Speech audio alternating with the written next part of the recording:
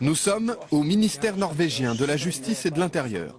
Nous avons demandé un rendez-vous avec le ministre quelques heures plus tôt.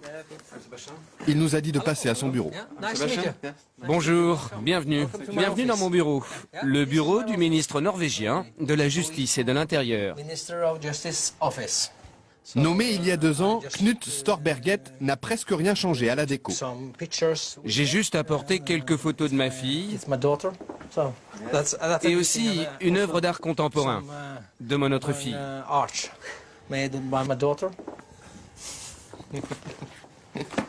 Et le reste du bureau est très simple. Vous trouvez? Oh, moi je trouve ça parfait. Ça vous suffit? Absolument. Je suis très fier de mon bureau. Parfois, le ministre finit sa journée un peu plus tôt que d'habitude. Et vous avez fini votre travail? Oui, j'arrête là. Et quelle heure est-il? Ne le dites pas au Premier ministre, mais il est 15h15. Il est temps d'aller chercher mes enfants à l'école et à la crèche.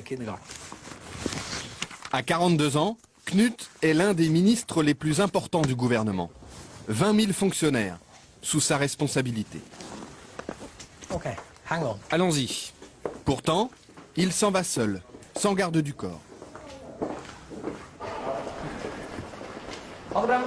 Un petit salut à la gardienne, en attendant sa voiture, ou plutôt l'une des voitures du gouvernement, car le ministre n'a pas de chauffeur attitré. Il partage les véhicules de fonction avec ses 19 collègues des autres ministères. Partir de bonne heure, pour chercher ses enfants, ne dérange personne en Norvège. Hei, Marit! Hei! Kroppen. Skal du være med hjem? Ja, ha det. La crèche et l'école de ses 2 filles sont à quelques pas de sa maison, dans un quartier résidentiel et tranquille d'Oslo. Comme Knut habitait déjà la capitale avant d'être nommé ministre, pas question pour lui d'avoir un appartement de fonction. Avec sa famille, il vit toujours dans cette petite maison mitoyenne. Et le grand plaisir du ministre, quand il rentre chez lui, c'est de préparer le dîner.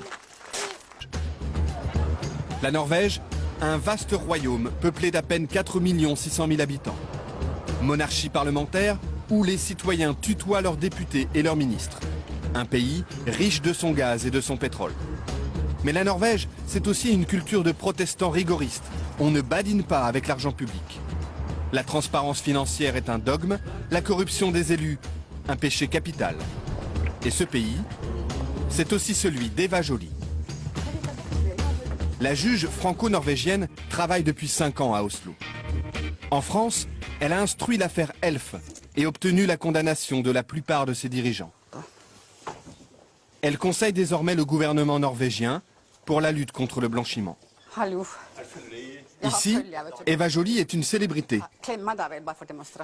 Pour autant, pas question de mener grand train. Elle est soumise aux mêmes règles que n'importe quel fonctionnaire. Ses déplacements, par exemple. Aujourd'hui, elle se rend en province à une conférence. Les règles disent qu'on doit faire les transports par les moyens les moins chers et les plus rapides, compatibles avec la mission. Donc, nous sommes censés marcher à pied ou... Marcher, même si la gare se trouve à 10 bonnes minutes de son bureau. Ou prendre les moyens de transport en commun. Les transports en commun, et surtout pas le taxi. Au début, lorsqu'elle revenait d'une mission à l'étranger, Eva Joly rentrait chez elle en taxi et se le faisait rembourser par l'État. Habitude scandaleuse aux yeux de la presse qui l'a vite rappelée à l'ordre. Le titre était « Eva Joly vit grassement au dos de l'État » ou quelque chose comme ça. Donc, et j'ai compris, de façon assez innocente, je peux dire, que j'avais franchi un tabou et que si je voulais prendre un taxi, je me le payais. Hi. Salut.